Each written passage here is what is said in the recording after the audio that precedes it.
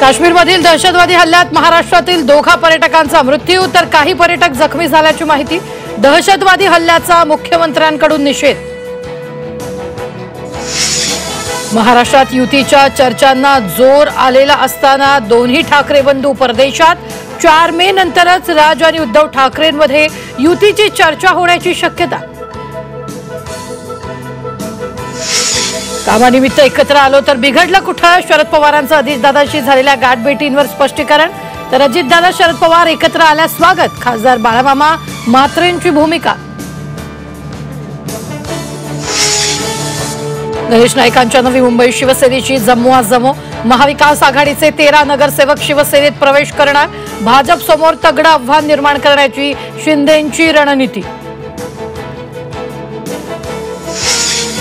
कर्जतच्या गावागावांमध्ये राजकीय हालचालींना वेग। 55 ग्रामपंचायतीच्या निवडणुकांसाठी आरक्षण जाहीर। 28 ग्रामपंचायती सरपंच पदासाठी महिलांसाठी राखीव। साताऱ्यातील दहिवडी नगरपंचायतीच्या नगराध्यक्षांवर अविश्वास ठराव।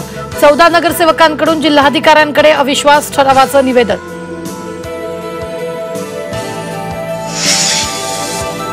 सोलापूरमधील बार्शी ड्रग्ज विक्री प्रकरणी 6 आरोपींना 2 दिवसांची पोलीस कोठडी। आरोपींच्या घरांची झाडझडती सुरू। आरोपींची संख्या वाढण्याची शक्यता।